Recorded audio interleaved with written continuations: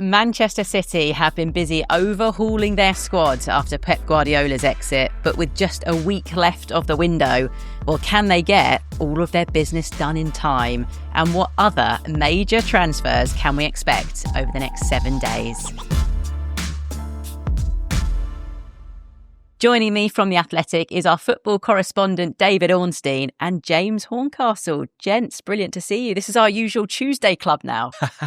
Yeah. We're finally together. Glad to be part of the club, the Breakfast Club. It's going to be a good club, okay?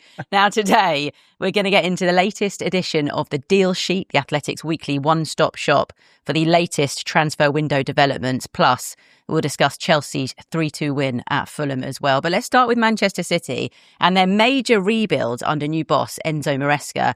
They have spent £116 million on Elliot Anderson and agreed an £81.4 million deal to sign Ayoubb Bouaddi from Lille.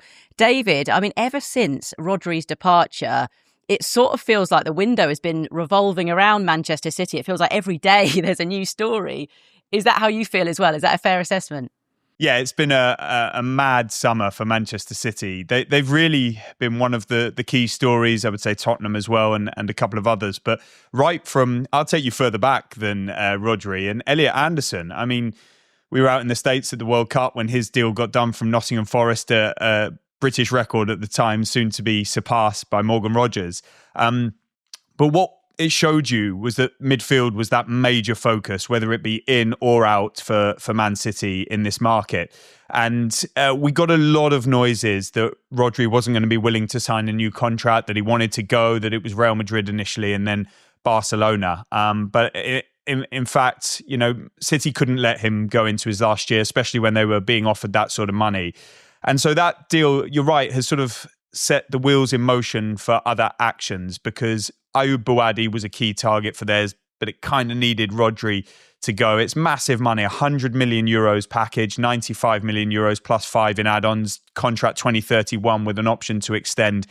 I saw and spoke to him at the World Cup after Morocco's game against Brazil, where he was fantastic as a player and spoke well, good English. Young boy, still got a bit of spots on his face. He's very endearing, but I think that's going to be an amazing signing for Man City. But it doesn't stop there, because, of course, Tijani Reinders headed to Al Qadsiya in the Saudi Pro League. Not many people saw that one coming after just one season. Nico Gonzalez is subject to a pursuit from Newcastle United. Club-to-club talks. It's heading towards an agreement. I don't think it's there quite yet at the time of recording. And then what's going to come in the other direction to replace them? Of course, there's that interest in Enzo Fernandez. Could there be some others as well? Because it feels like they need a couple in there. So, really remarkable summer for Manchester City, for Enzo Maresca, and specifically that midfield department. All right, we will talk more about Enzo Fernandez in a little bit, but just back to Bouaddi for a moment, because Enzo Maresca saying that last week City are going to try and find the new Rodri. Is that what he is? Does he have the potential to be that? I don't think he's the new Rodri because, I mean, he's a teenager. That's a big responsibility put on his shoulders. You know, Rodri's a Ballon d'Or winner, has won the Euros, won the World Cup, won everything with City. So, you know, I'm always a little bit cautious when you look at a player like that. As David said, is very young. I mean, the first World Cup game we did together was that Brazil-Morocco game. And I was like, I've lost David. Where is he? He was being the mix zone maestro with Bouaddi. And I mean, his performance in that game, I think, set the tone for what City fans might expect. He's just an extraordinarily nimble player who, instead of passing the ball around teams, he dribbles past players. You know, that's how he gets out of pressure. So he's not really a sort of tempo-setting midfield metronome in the way that Rodri always felt like a coach on the pitch. So I think he's going to need protecting. He's going to come to Man City without having spent pre-season with Man City, without knowing what Enzo Maresca's demands of him are going to be. You know, I've spoken to some other people in the game who really rate him, but look at his physique now, and as David said, he's still a teenager. He's going to have to grow into his body, bulk up a little bit, particularly in a league as physical as the Premier League. And you look at these signings, I think there have been 13 signings in the Premier League at over 100 million. And not many of them have worked out. Some of them because of the expectation thrust upon those players. You think of Pogba. When Pogba moved to Manchester United, people started judging him in the way that you would think Pogba needs to be scoring 15, 20 goals to justify that price. Now, Isak last year, unlucky with injury, but still it kind of shows the risk of putting all your eggs in a basket. Isak also joined late, as Bouaddi did, and it didn't really facilitate him settling in at Liverpool. So, look, I'm really excited to see the player in England. He's a very smart boy. I think as David got that impression. I mean, very precocious, sort of straight A student in school, was studying maths at the University of Marseille in his spare time, was a France youth international up until the World Cup, played with a lot of guys in that France under-21 squad who are now in the Premier League and have made that jump. But I think, as with City's business generally over the last 2.5 years, it's not guaranteed that this is a success. Mm-hmm. How do you see Manchester City's midfield moving forward then? Because they've had this rebuild this summer. I mean, Mark Gay started in midfield against Bournemouth. Was that more a bit of a message sent out from Enzo Maresca? I'm curious what David made of that, the Gay-he decision, because it's something that fans always like to talk about in terms of, is this coach sending a message to the board? And we know Maresca has been at City in the past. That's why he's been brought back. But it would still be a bold move for him to do that. I kind of just looked at him and saying, classic Italian. He's doing what Capello did with Desailly in the 90s with AC Milan. And he's showing off a bit in terms of trying to reinvent a player that we all thought we knew about, but maybe Enzo Maresca sees something different in him that we don't. I think he's been sending messages from the moment he arrived by private jet, flashing his sunglasses on all the Manchester City video output. I thought that was quite extraordinary. And entering the pitch after the game at the weekend and almost performing a Pep Guardiola style appraisal of Ryan Cherki's performance. But on this particular decision, it felt more functional, operational to me in terms of the resources available to him. I mean, we've not seen Mark Gay play there, and huge respect to Bournemouth. They were leading and will feel disappointed not to have won. They're a top team. But I've seen worse solutions. John Stones has played in midfield for City in the past. And it's not a long-term thing. I don't think that Maresca is quite in the business yet of sending out barbs to the hierarchy. This is a position he coveted. He was part of the club twice before. It's early days there for him, and I'm sure the relationship is great at this point. So I don't think he needs to tell the hierarchy to get a move on in the market. But we definitely know he does want Enzo Fernandez. There was some inquiries to Crystal Palace about Adam Wharton.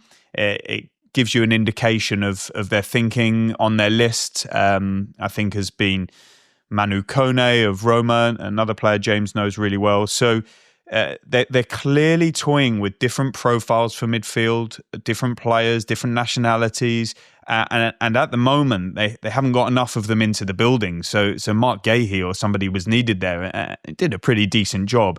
But as soon as possible, they need to get their recruits in and settled. And those that are going out, in terms of, say, Nico Gonzalez, out of the building. And then they can move forward, because that's such a crucial part of the pitch. And although Rodri wasn't at his best last season and post-ACL and wanted the sort of contract that you would expect to give to somebody, from what I heard, who is playing 60 games a season at top level. So it's a massive loss in terms of leadership and quality. What they're bringing in, is not to be sniffed at in terms of Anderson, Bouaddi. What they might get before the window shuts is potentially exciting for their fans. But Enzo Maresca will know that this is absolutely fundamental to his chances this season, so they need to get it right. Well, on the topic of midfielders, Brentford's club record signing, Mamadou Sangare, comfortably outperformed the big money signings against Spurs. Jay Harris has written a piece titled Introducing Mamadou Sangare, the Premier League's absolutely unbelievable new midfield star. And David, I don't know, with what feels like sort of all the big six clubs looking for midfielders this summer, I think the question a lot of people have is, well, how did Brentford get him then ahead of them? Yeah, I'll throw the technical side over to James because I've not seen enough of him, but I have heard plenty about how many teams were looking at him from all over the world, top clubs. So in that sense, he's not a great discovery from Brentford because every one of the clubs that were looking to strengthen in that position, I'm sure would have considered him the season he had and the attributes that he brings. What's most impressive is that Brentford managed to win that race and having conversations around the topic, and it's sort of reflected in Jay's article. Lee Dykes, who heads up the recruitment at Brentford, and obviously there's Phil Giles, who's in charge of all the strategy. He's Matthew Benham's right-hand man. They're massive on the data, the number crunching, the analytics, and that has served them so well with so many players. But I don't think that would have led them to this player. What would have led them to this player was the way that they had watched him religiously, more times than anybody else, from what I have learned. The presentation that they put on for him, and Dykes in particular has been renowned for that. I think when Brian Mbeumo gave an interview and he talked about how Brentford won him over with the presentation that Thomas Frank and Lee Dykes gave to Mbeumo, and it was so detailed and analytical, and they knew him inside out, and they knew his like future pathway and trajectory, which I think is a really important thing in this. When you're going to somebody like Sangare, with total respect to Brentford, almost like knowing your place in the food chain, and that's not meant to be insulting at all. It's complimentary to understand, not a stepping stone, but come to Brentford. Excel, shine, help them succeed, and if all goes to plan, you will get a move to an even bigger club that will suit all parties, and you'll go on and say play Champions League football, even though Brentford might have designs on that themselves at this rate. And it seems the same has happened with Sangare, and I can't wait to see how it unfolds. It's only one game, so we need to keep a lid on it, but the early signs are promising, and what we saw at his previous club was as well. And I think this could be another gem unearthed by that club, and one that many sort of so-called bigger clubs might be looking at and say, how did we miss out on that one again? I do think, just quickly, you got to understand that it's not always that we should be cursing the Man United, Liverpool, Arsenal, Man Cities of this world. They knew about somebody like Caicedo before he went to Brighton for such a minimal fee. What was it, £4.5 million? Had a loan spell, ends up going to Chelsea for over £100 million, because those are often the right moves for them at that point in time and at that stage in their trajectory, and that's where they will develop best, and their representatives and the selling club may feel is right, and then the next move goes to the higher level when they've got the experience under their belt, and it comes at a much higher price. But sometimes that's just how this works, and maybe that will be maybe that will be replicated with Sangare. And I think Brentford's pitch, I mean, they benefit. It's strange to say this because they're Brentford, but they benefit from being in London. People want to play in London, want to live in London. And, I think what you were just alluding to there, Emma, is that players now see a established Premier League team that has kind of got better year on year. Even when Thomas Frank left, they've got better. And if you look at the team that Sangare went into at the weekend, I think he was the only new signing in that team. It was very settled. I think that made it easier for him to come into that team and make the impact that he has done. Whereas you look at the Spurs team that they were playing against, I think there were 4 new signings, new manager, relatively newish, given how late De Zerbi came in last season. Players still trying to find chemistry.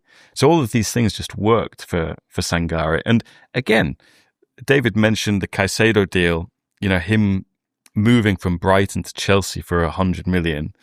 That has sort of, you have to now think that a Premier League midfield player costs 100 million or in excess once they're in the Premier League. So you then look at the price that Brentford have paid, and yes, it's a club record, it's 48 million, but it's like half the price of what some of these other clubs are paying. So I'm sure they'll get a big win from Sangare. I know it's very early to already start projecting that, but it just does remind you, two of the biggest winners of the weekend were Brighton and Brentford. They keep doing it. Yeah. Will he be a star of the future? Talking of stars, this brings us on nicely to your new role, where you're going to be keeping a close eye on the biggest stars in football. Tell us more. Yeah, Sangare. He's one now. Yeah. Job done. No, on the back of the World Cup, David, a group of us, we have a fantastic time sort of covering some of the biggest names in not only sport, but the kind of media, sport, entertainment sector. And so, I will be sort of transitioning where I'll be following a bit more Messi, a bit more Mbappe, a bit more Haaland. What a life. Yes. Yeah. Can't wait. The hardships of the athletics. I know, exactly. It's tough. You can come to Madrid with me, Miami with me. We can record the podcast there. I'm sure there's budget for it. I'm probably putting everyone under pressure now by saying that, but It's got to happen. It's got to happen, hasn't it? With that in mind, what did you make of Erling Haaland's haircut?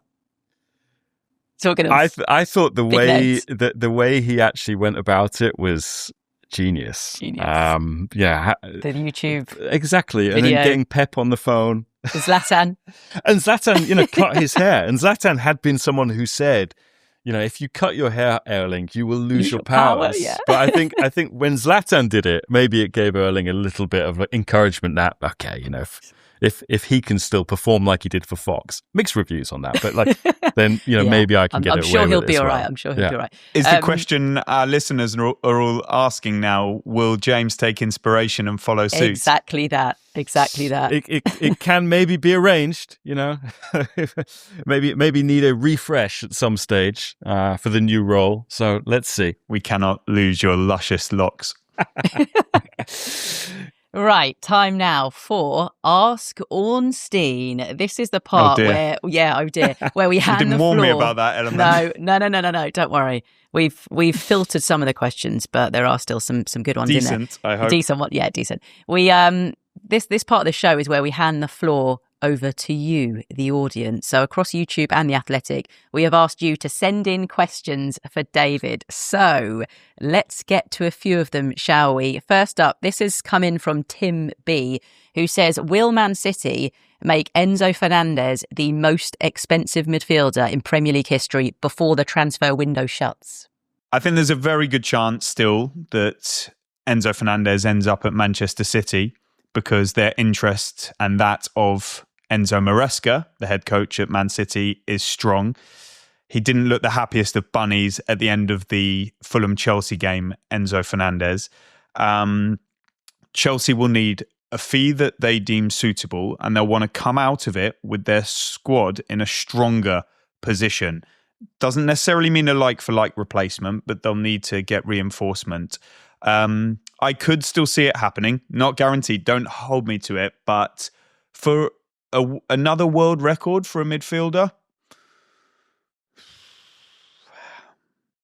I'm going to say yes. But please, everybody, this is light-hearted, tongue-in-cheek. I didn't even know the question was coming, so it's not my fault if it doesn't happen. No, we'll take that. Brilliant question from Tim B. So thank you very much for sending that in. We've got another one, or two in one from SP, who says, if the transfer market ended today, who is your signing of the summer? And also, who do you expect to be the most active going forward from here right until the end of the window next Tuesday? It's different because signing of the summer in terms of like just the best player, the hidden gem. We've talked about Sangare. We're spoilt for choice. There's been some amazing work. And I really like some of the work done by the promoted clubs in terms of Ipswich and Hull City. I was there on Saturday and a few of their players took me by surprise. They've also got players still to come in who I'm excited to see. But just because midfield was the area of focus, we've already touched upon it on this pod, really of the entire summer. The one I'm impressed, given some values have gone so high in the market, so the value for money could turn out to be decent, and I've really liked what I've seen of him last season and can't wait to see how he unfolds is Matheus Fernandez, following his £85 million move from West Ham to Tottenham. Busiest team before the deadline. Well, given I said tongue-in-cheek on this very podcast, I think, before the market opened, that Manchester United would be the busiest in the window, and their fans have used it as a stick to beat me with. I was basically outlining that they needed to do more work than most others because they were moving into Champions League football, and they had a lot of ins and outs that I still think could happen to an extent, but I better be careful with my words here.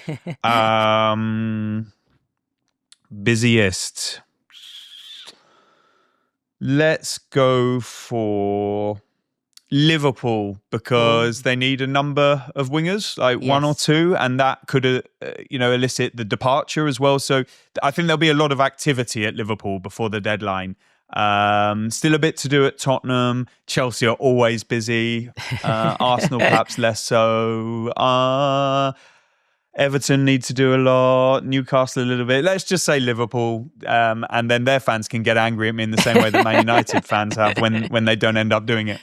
Okay, we are going to come back. We'll talk a bit more about Liverpool in a bit, but just to continue this theme of sticking with the questions. I mean, just firstly, what do you think about that in terms of Liverpool being? We're still quite a bit of work to do in the next week. It's all right. We heard that. All right, it's picked up on the mic, Villa as well. We're also going to talk about that. Everyone in the Premier League is what you should have said, David. It feels everyone. It feels like everyone's busy. Say Liverpool for the purposes of the script. Come on, let's play ball. No, I think I saw Jamie Carragher on Monday Night Football saying that the transfer window that Liverpool did last summer was in the running for the worst transfer window in Premier League history.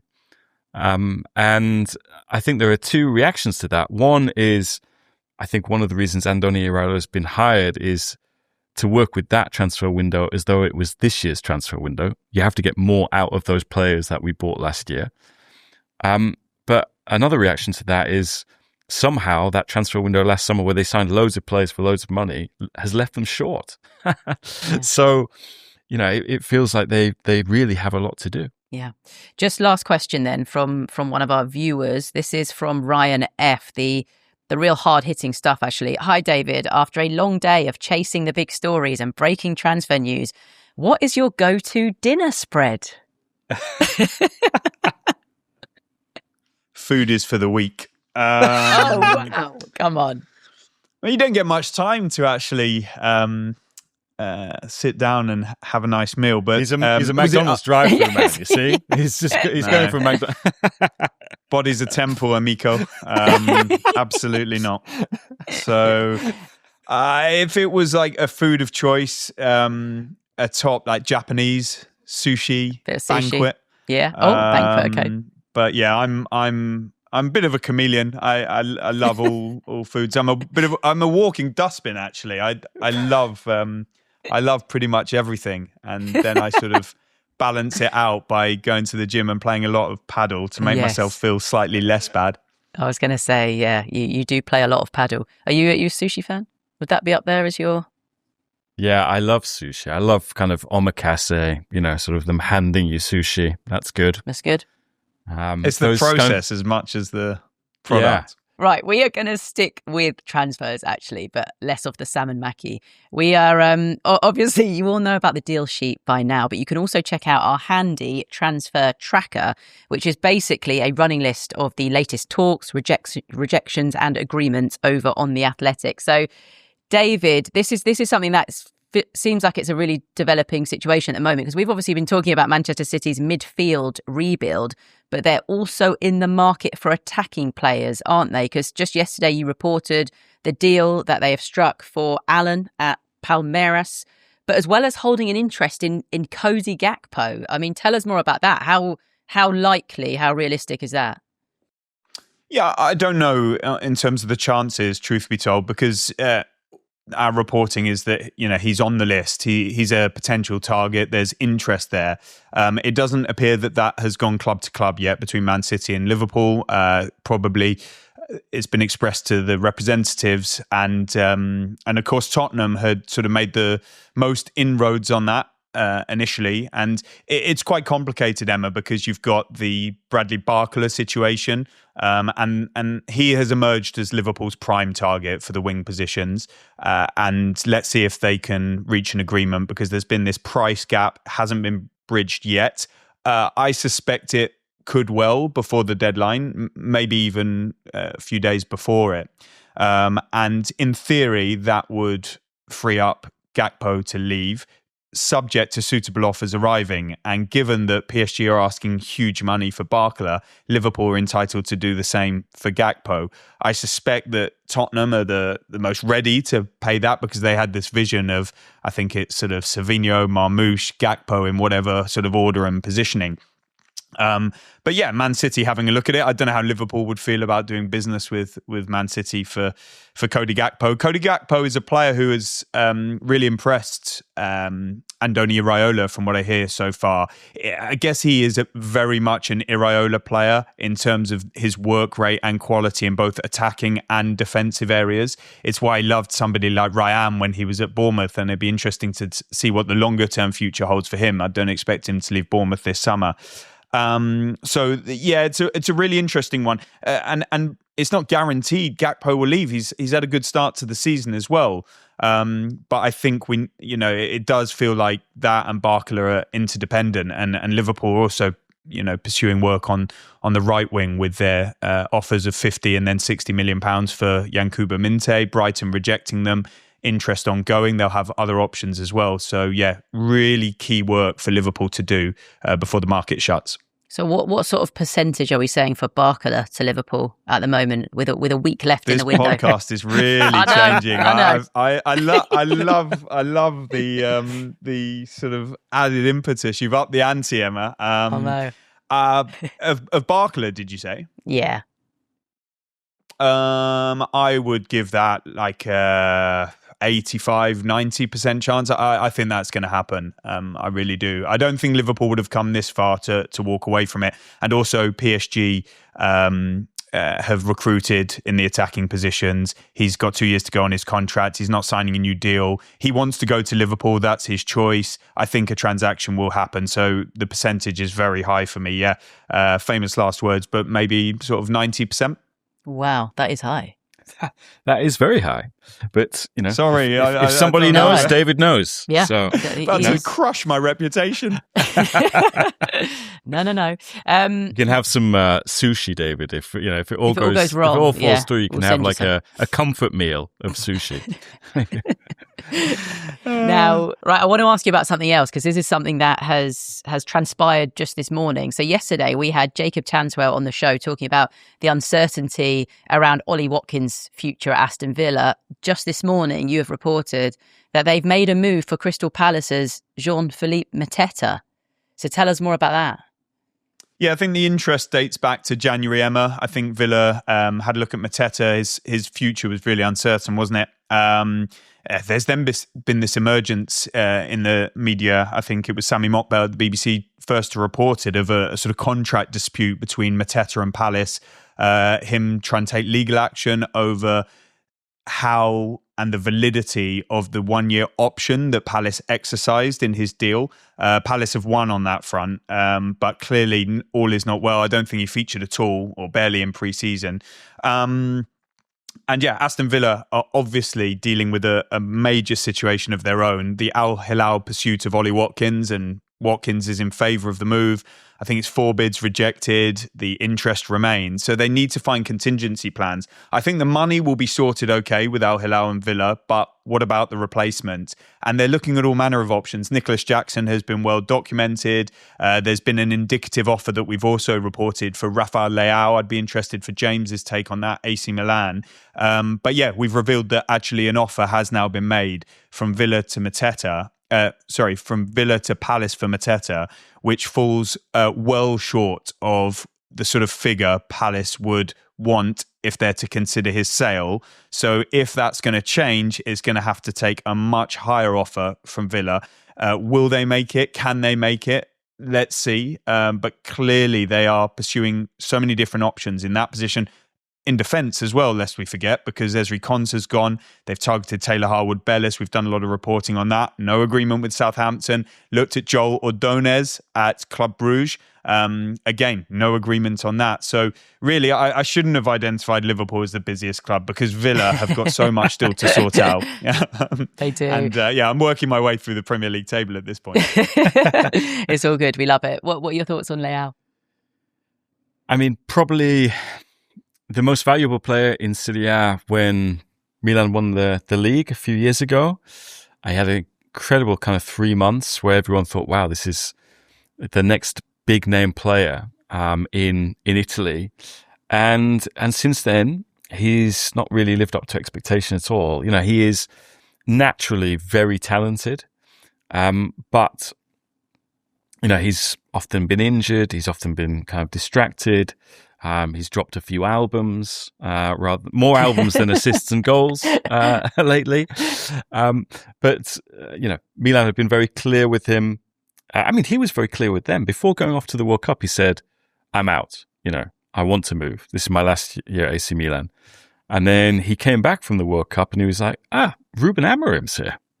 Quite fancy staying now. But the club have been firm. They've been soliciting kind of bids. So far, up until the last 48 hours, the only ones that have been coming in were from Turkey. Turkey's been spending a lot of money in this transfer window. But there's some optimism that a move to the Premier League, a move to a Champions League club might be enough to convince him that, okay, I went back on my word to leave, but maybe this is an opportunity that would suit me. And I think if Unai Emery could sort of get him on the straight and narrow and help him fulfill his potential, that would be a very good signing for Villa. But a lot of coaches have tried to get Leao to fulfill his potential over the last few years and have not been successful. Okay. So wait and see on that one then. Yeah. Last one on transfers then, David. Let's talk Arsenal and the Gabriel Martinelli situation. You've reported that Al Hilal are pursuing a deal to sign the Brazilian winger. I'm just wondering if this has any impact on Mikel Arteta's interest in Julian Alvarez. No, not directly. The Alvarez interest has been long-term and is ongoing, but it's incredibly complex because although I think Atletico would do a deal with Arsenal at around 150 million euros because they have completely shut doors to Barcelona. They just won't do that this summer from what we're told. Alvarez is not keen on a return to the Premier League. He only wants Barcelona. And so unless that changes, and you know, we've heard talk of it softening his stance, but we need concrete indication that he would be willing to return to the Premier League and join Arsenal, then it appears to be that he'll stay at Atletico Madrid. Irrespective of that, Arsenal are willing to let Gabriel Martinelli go. We saw that Galatasaray made some moves for him, and then we revealed that he had informed Arsenal that he didn't want to make that move. So it was back to the drawing board, and Al Hilal have come to the fore. They are in direct talks with Arsenal over a deal. Arsenal want around £60 million. There's no agreement on that front yet. They're also in talks with the player camp. And I do understand that Martinelli would be open to this opportunity. I think he's on board with it compared to how he wasn't with Galatasaray. And so that would make you think personal terms shouldn't be a problem. It's just down to the club to club. The direction of travel is for this to happen. Of course, Al Hilal looked at Pedro Neto. Chelsea's valuation was more around 100 million euros. They weren't willing to go to that level. So this would appear to be the more sort of cost-effective value for money deal in Al Hilal's eyes.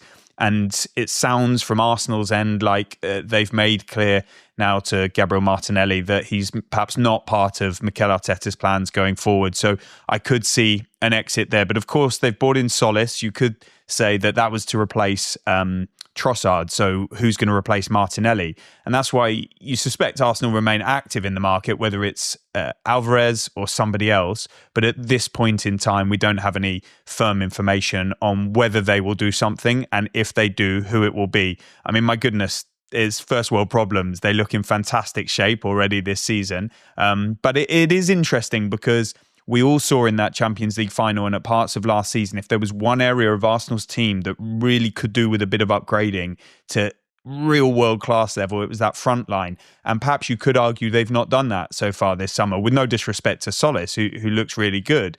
And if the window closes without them doing it, will that hamper them at all going forward? On the flip side, they will say, look, we tried to do that with Vinny Jr. It didn't work. We've tried to do Alvarez. It hasn't worked. There's only so many players that can help us make that step up and really take us to a new level. If we can't get them now, we don't want to waste money. We would rather use it in a subsequent market. This is not a fine science or an easy task.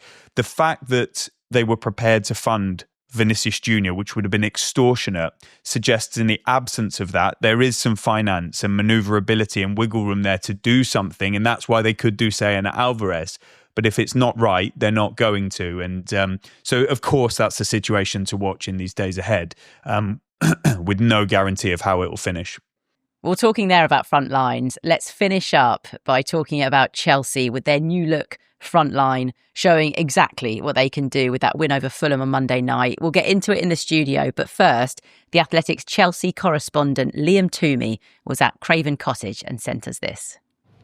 I'm outside Craven Cottage, where you'd have to say Chelsea got the Xabi Alonso era off to a pretty encouraging start. There was 3 goals, one for each of the big 3 of João Pedro, Cole Palmer, and marquee summer signing Morgan Rogers. A scoreline which probably would have been more convincing were it not for some very familiar errors from Robert Sanchez, and most important of all, a win. A win in a feisty West London derby where Fulham were looking to get their own new era under Alvaro Arbeloa off to a good start, and the kind of game, honestly, which Chelsea probably would have lost last season. They showed fight as well as quality. And the 2 new signings that actually started the game, Rogers and Maxence Lacroix, were both excellent in different ways. Lacroix dominant in defence, a real powerful presence, and even getting forward to set up a goal for Rogers, Chelsea's second. And Rogers really dovetailing well with João Pedro and Cole Palmer, looking like he's played for this team for many, many years. But it was Palmer who was the most impressive. This looks like the Palmer that we saw under Mauricio Pochettino. He's confident, he's got that swaggering nonchalance back, and most important of all, he appears to be fit, although he did seem to get some cramp in his calf towards the end, but not before he'd essentially created Chelsea's first 2 goals and scored their third with a typically impudent nutmeg. If Cole Palmer really is back, then Chelsea can be quite serious this season. Xabi Alonso's not looking that far ahead. It's a process. It's all about learning, he says in his post-match press conference, but it's easier to learn with a win, and Chelsea got that. Yeah, much nicer to learn with a win, isn't it? What were our first impressions then of this new era for Chelsea under Xabi Alonso? Yeah, the JP Morgan front line. Yes. Up front for the institutional finance club of choice. No, I mean, that front 3, the way it works together is really encouraging. And it's maybe not a great surprise given how much football Cole Palmer and Morgan Rogers played together at England youth level. You know, they were talking about being sort of best mates, and it was always a dream of theirs to play together. And, you know, it's a dream for Chelsea fans to watch at the moment. I mean, I thought João Pedro, he had a really good pre-season, and I don't think that's a surprise what we saw at Craven Cottage, because João Pedro surprisingly not called up for Brazil. Remember, Carlo Ancelotti made that controversial decision to take Neymar instead of him, but that's been to Chelsea's benefit. Thomas Tuchel decided not to take Cole Palmer, so he's had pre-season to get his body right. And at the moment, you know, it looks like they could be, it's very, very early days, but it looks like they could be a challenger already. David, I'm going to throw a question to you. Why did Chelsea keep ignoring the goalkeeper position? They signed players for every other position. I know they bought like 20 goalkeepers over the last 2 years and that sort of thing. But you know, why did they continue to sort of think, okay, Sanchez is our man, when, you know, as Liam was saying, familiar mistakes? That's my burning question too, James. I don't have an answer to it. I mean, they would argue that they've got Penders coming through and that they like Sanchez's qualities for their game model, and that their goalkeeping coach is clearly a fan of him. and they've had other options come and go. I've always felt that that's the one oversight so far. And I mean, you'll remember that they made a push for Mike Maignan of AC Milan, and it didn't come to fruition. I think that was in January, and you can understand that. And it was as if they had realised. And then it's back to Sanchez. No disrespect to Sanchez, but you're sort of seeing goals like last night and sort of thinking to yourself, that's the one thing they're missing now. Because I do think they're not necessarily title challengers this season, but I could see them making a real good push for second place or the Champions League spots. They've got strength and depth in every area. And that's the one position that just seems to be lacking. And given how active Chelsea are in the market and how diligent they appear to be on everything from their recruitment, scouting, data, willingness to do deals, it doesn't seem to make a great deal of sense. And I've thought it for a long time. And again, no disrespect to Sanchez, but there are definitely better high-level goalkeepers out there. And I wondered when, Aston Villa signed Zion Suzuki and they're willing to part with Emi Martinez. He didn't go to Juventus. Could they look at somebody like him? But it doesn't seem they are. And I'm not aware of I'm not aware of a goalkeeper being on the agenda before this market shuts. A word on Fulham, because new manager for them too in Alvaro Arbeloa. A debut goal for Gonzalo Garcia, who you said last week put him in your fantasy team. Absolutely. So that was a good shout. But 3 goals conceded. Question to both of you. It's going to be interesting to see how they get on this season, Fulham. Yeah, definitely. Because as much as Arbeloa has been able to kind of parlay his Real Madrid credentials to get signings like Gonzalo in at Craven Cottage, he's still a very young coach with very little experience. He came in to replace Xabi Alonso last year. And, before that, he'd only been working within Madrid's academy. So this is quite a big jump. You think of Xabi Alonso, for example.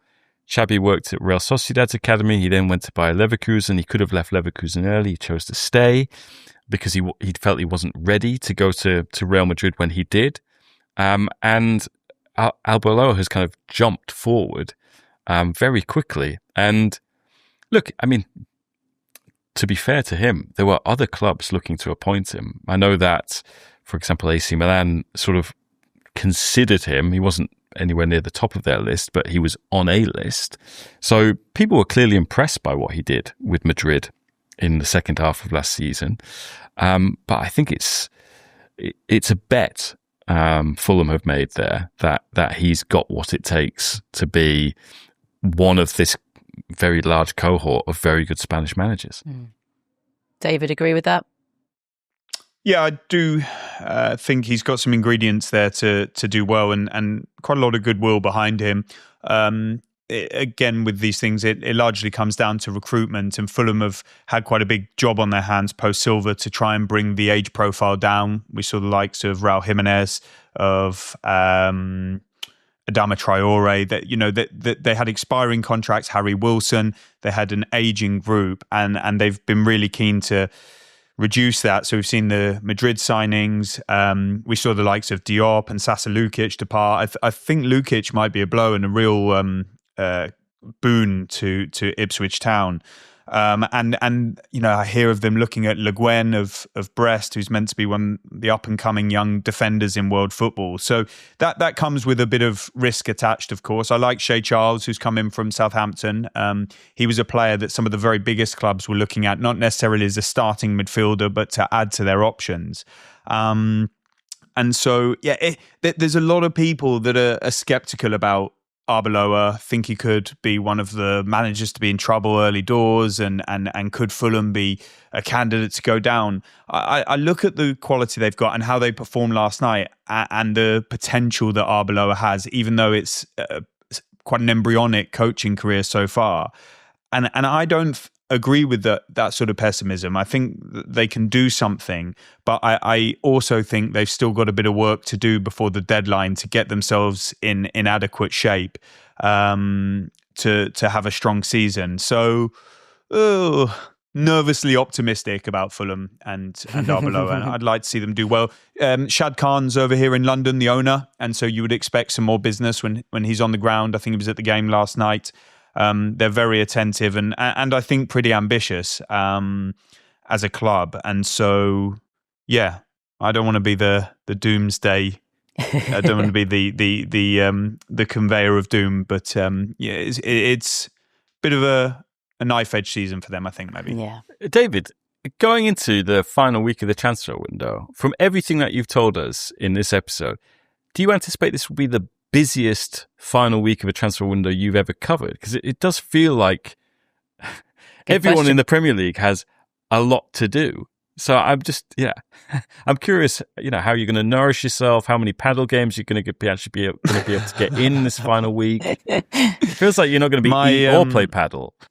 My body clock and aura ring are certainly hoping that your pessimism is confounded.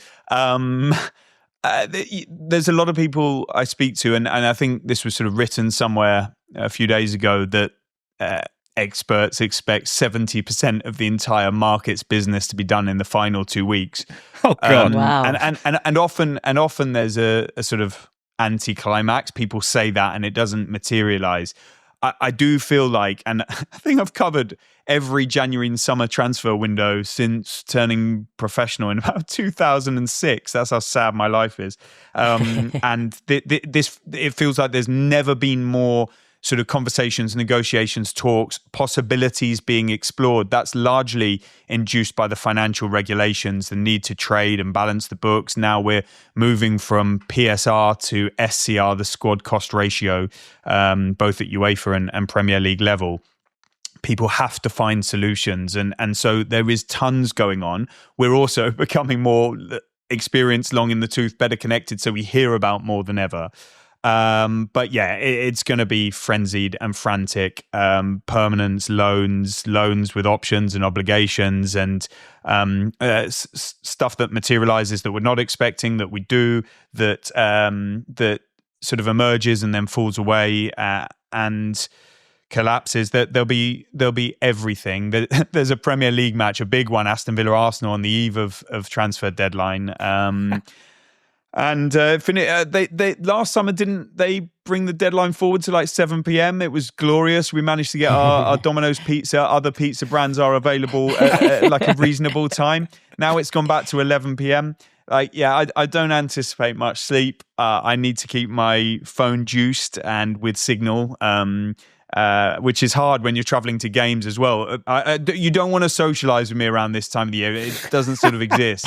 Or don't talk to me, because I feel bad that I'm looking at my phone, not into your eyes. But come 11 p.m. on September the 1st, normal life and sanity and matches of paddle can return, because actually paddle matches have had to be paused. So about 2 weeks ago, I just put paddle to one side and said, guys, I'll see you in September.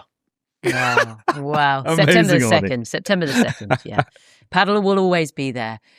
Please look after yourself over the next week, because you're going to be here with us in the studio next Tuesday, and we don't want you too dishevelled, all right? Just take care of yourself over the next Be raring to go. Be raring to go. Thank you to both of you. You've been brilliant company. We might even get some sushi in for you. See how we feel. See what the budget's saying. Yeah, instead of the pizza, David. Instead of the pizza. Won't have time to eat it. That's the problem. Thanks to Liam as well for sending his piece in from Craven Cottage last night. Remember to like and subscribe over on YouTube. I'll be back with more tomorrow. See you then. Thanks for watching this episode of the Athletic FC podcast. You can watch or listen to us wherever you get your podcasts, and don't forget to subscribe to our channel if you haven't already.